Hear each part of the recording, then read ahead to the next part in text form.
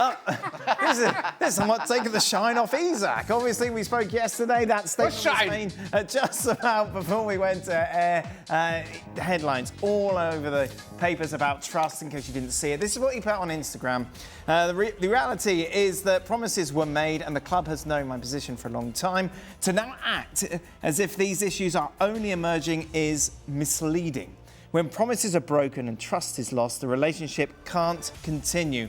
That's where things are for me right now, and why change is in the best interests of everyone, not just myself. Newcastle then last night quick to respond, saying, "We are clear in response that Alex remains under contract and that no commitment has ever been made by a club official that Alex can leave Newcastle United this summer.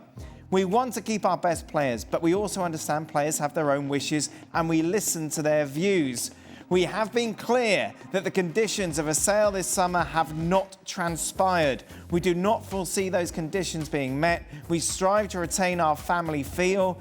Alex remains part of our family and will be welcomed back when he's ready to rejoin his teammates." Frank, what do you make of it all? I'm struggling to take, a side from another one, because I think everybody is right. At the same time, everybody is wrong, because the player has a contract, but he wants to leave and he has dreams. So you can understand that he makes wishes to join Liverpool, for example. On the other hand, you have a club who know that the player has a contract, so why do you want to leave? But at the same time, they should know that if a player doesn't want to stay, what's the point to keep him? So I don't know. I will go a little bit more to Newcastle Football Club, saying they didn't do anything wrong. They never promised to Isak that he could go.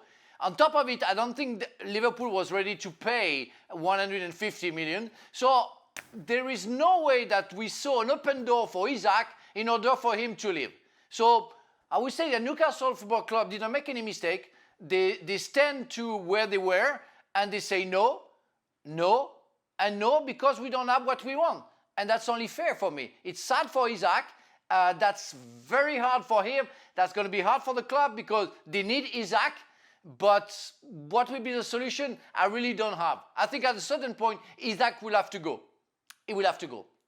But at what point, Frank? Because the longer he stays, the less money you get for him. That's true. That's true. But we don't know how much Liverpool were ready to give. I don't know. I don't have the number. But it's hard when you play the Champions League to say, okay, we are losing the best player. We're not going to be competitive. And on top of it, it's one of the contender of the Premier League who wants our best player. So it's just fair for Newcastle to say no. Alexander Isak would have gone to Real Madrid or in Bayern Munich or Paris Saint-Germain. Well, that's okay, because you don't see him every weekend scoring goals in the Premier League and making sure that you cannot, as a former club, win the Premier League or be good enough. So even if I don't think Newcastle could win, but it's again, you're going to lose money. I think we're not going to complain about the owner. They're going to be okay for the rest of their lives. So that's okay. But for the club, it's only sad. Like Liverpool, we feel Newcastle like a real family club. And it's a small town with people really going for the club.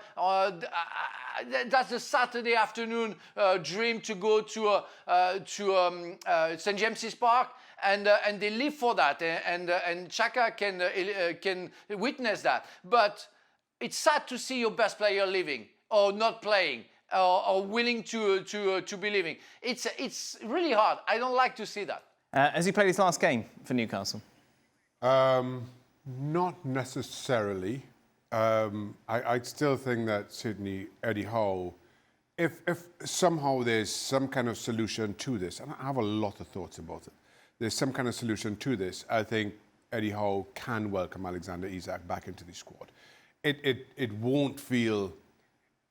The relationship will never be the same, though, between Isak, the management, the dressing room, and certainly that fan base. But there is a way that maybe he can find his way back into, at the very least, Eddie Howe's good graces. And then maybe he just lights up the Premier League and the Champions League in a way that somehow all this is forgotten. But let me also say, and listen, I make no apology about the fact that I'm biased towards Newcastle. 99 times out of 100, I am biased. In these kinds of standoffs, I'm biased to the player. Mm-hmm. This is the 1 out of 100, though. And I don't understand how, without even getting to whatever Alexander Isak is kind of pointing toward in terms of an agreement, and again, I have a lot of thoughts about that. Whatever that was, you don't go back to your former club to train. You don't miss pre-season. You don't stay away from the football club. And then in mid-August, claim a moral high ground. You've given that up. If that's what you're doing, do it and own it. You don't get to turn around 6 weeks into it and claim some kind of moral high ground here.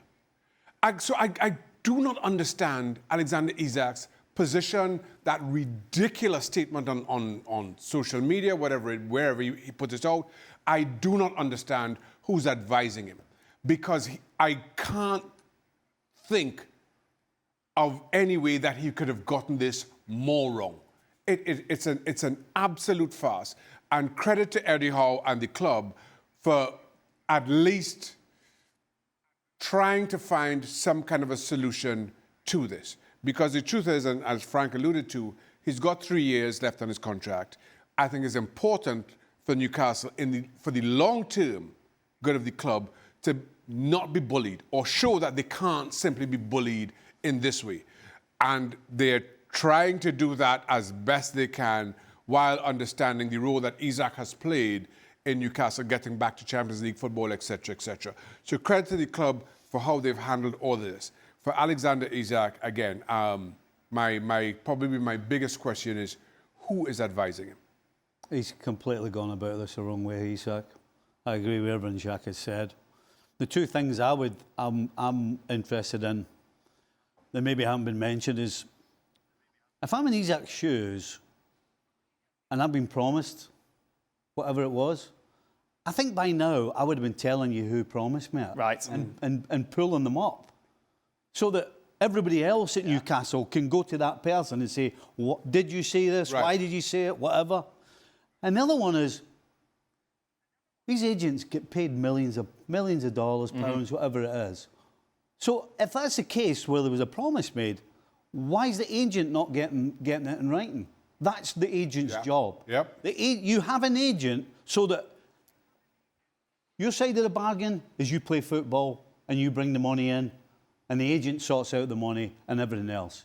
So what's the agent in?